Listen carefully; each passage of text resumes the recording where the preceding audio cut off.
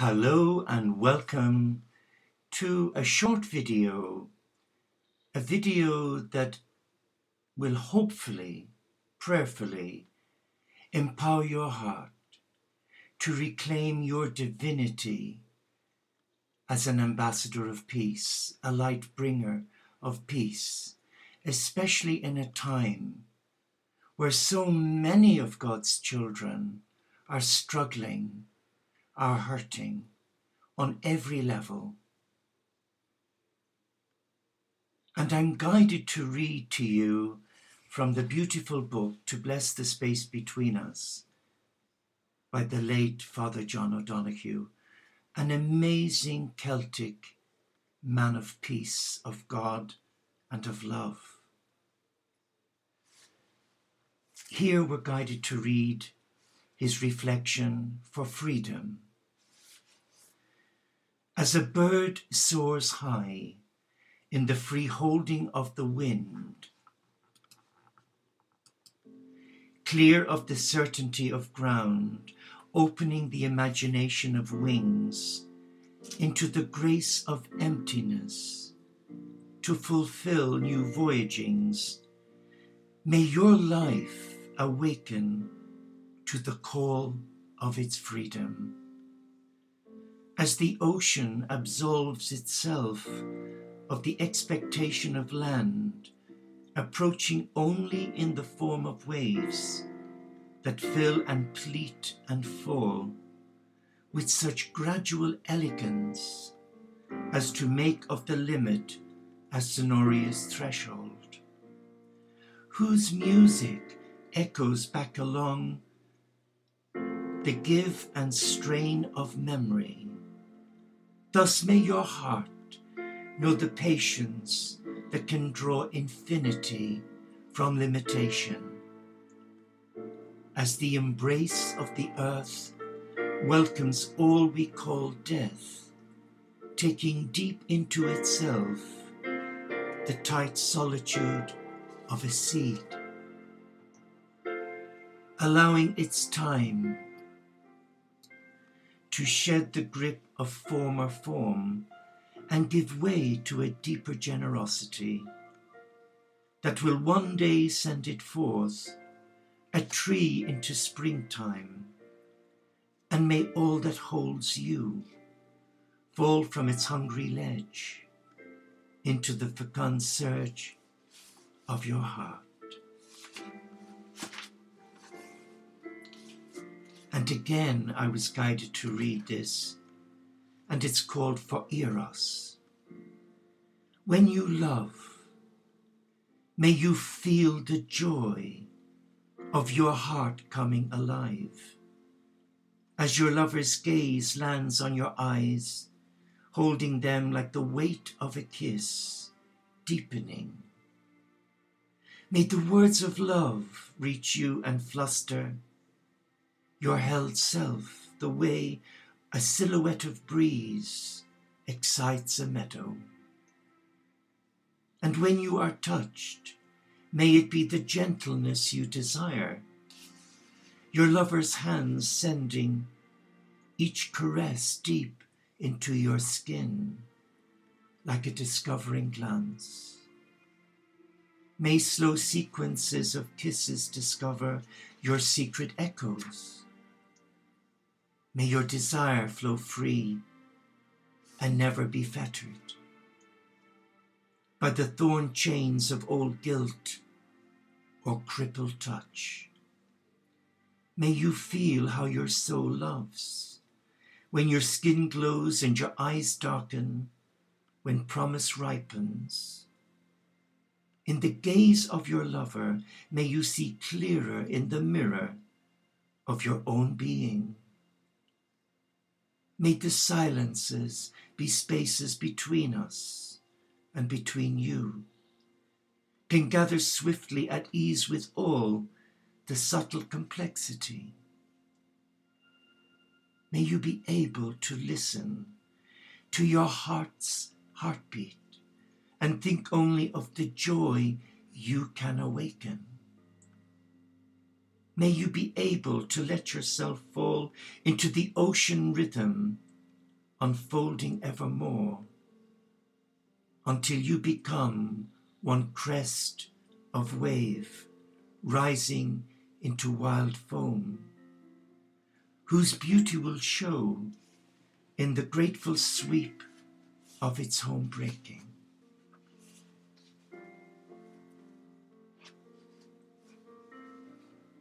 So there we've shared with you words that I hope will unlock the door of your heart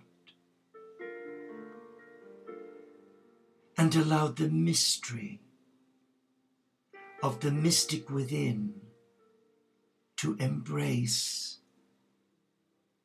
divine intimacy. Many of us today who have surrendered our heart to the divine, a divine Father, Mother, God who has many names, but still the one true loving God who calls each of us to agape, to feast at the table of love. And though many are called, only a few remain at this feast. Why?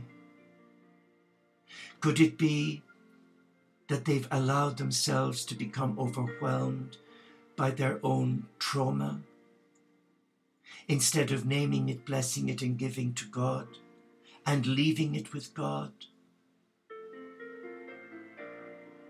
Or could it be that in your vulnerability, you don't feel that uniqueness, that you're loved? Maybe you've spent a life being abused, or you've lived in a loveless relationship with someone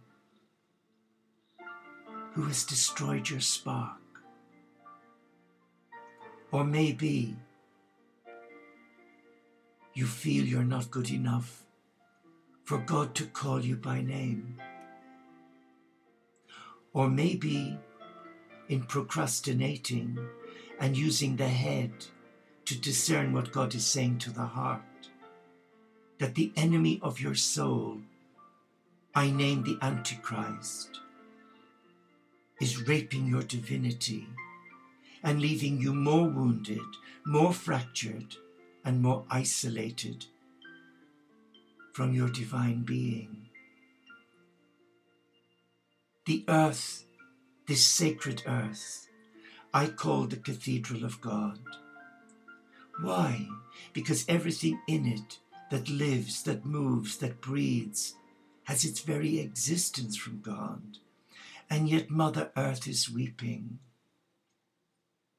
She is weeping because of what we're doing to this sacred earth, what we're doing to one another through selfish acts, through wallowing in our own selfishness, through inflicting needless pain on the children of God, by being active bystanders at torture instead of standing up and speaking uprightly for the marginalized. We've become a weak people, like a flock of sheep without a shepherd. But you know and I know that the moment we surrender our heart to God, to Yahweh, Jehovah, Allah, Krishna, Vishnu, Ganesh, call God what you will, but the moment we surrender our life to love, then we are guided by another energy that is selfless love. But that selfless love has to prune us. We need to be pruned, because if we're not pruned, we become complacent, as I did in the religious life as a monk. And when that happens, you've got anarchy, division, and many give up the ghost. I believe today God is touching many good hearts, not necessarily in religion, but hearts who are full of spirituality, who have a deep inner knowing and longing to be of service to God. And that's why we say in our morning offering, Lord God, show me how I may be of service to you today, instead of what many are saying to God, how may you serve me? I know that many of us are wounded soldiers, but that's a good thing, because in our woundedness we've learned to discover we're not alone, that we have a mighty warrior, a mighty God, a God of healing, who waits for us to call on God, so that God can come into our space and empower us, take back our power from what has alienated us from love.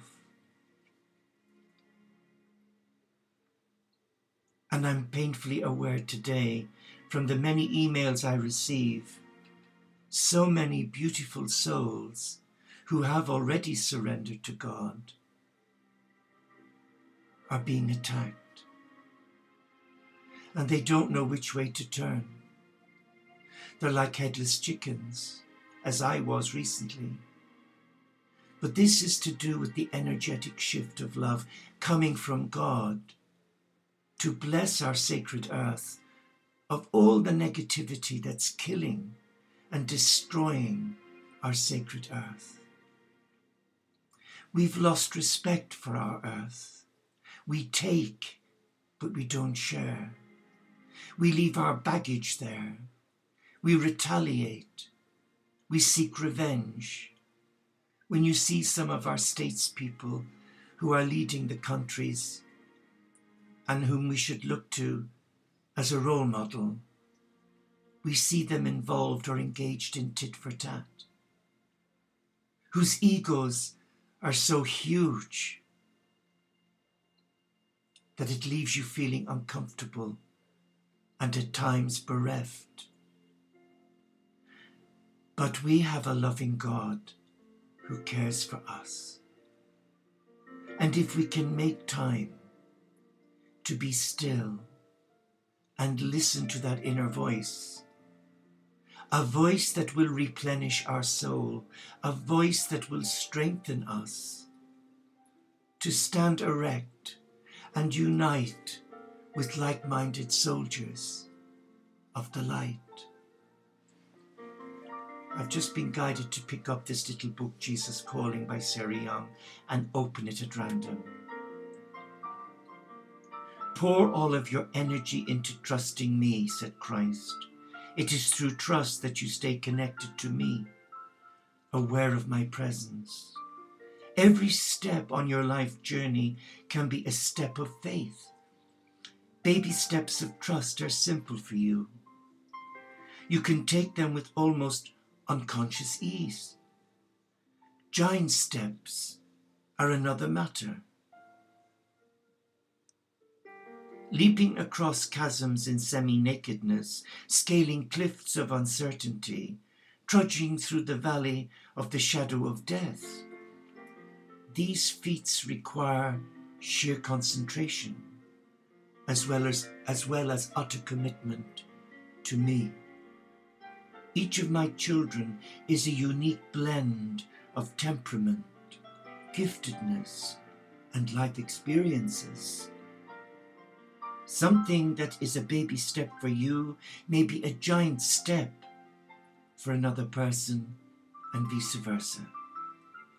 Only I know the difficulty or ease of each segment of your journey. Beware of trying to impress others by acting as if your giant steps are only baby steps. Do not judge others who hesitate in trembling fear before an act that would be easy for you. If each of my children would seek to please me above all else, fear of others' judgment would vanish, as would attempt to impress others. Focus your attention on the path just ahead of you and on the one who never leaves your side. Who is this person? It is Jesus, the cosmic Christ. But then we conclude with another message from the heart of Christ for all our hearts. Come to me and listen. Attune yourself to my voice and receive my richest blessings today. Marvel at the wonder of communicating with the Creator of the universe while sitting in the comfort of your own home. Kings who reign on earth tend to make themselves inaccessible. Ordinary people almost never gain an audience with them. Even dignitaries must plow through red tape and protocol in order to speak with royalty. Though I am King of the universe, I am totally accessible to you. I am with you wherever you are. Nothing can separate you from my presence. And when I cried out from the cross, "It is finished," the curtain of the temple was torn in two from top to bottom. This opened the way for you to meet me face to face, with no need of protocol of priests. I, the King of Kings, am your constant companion.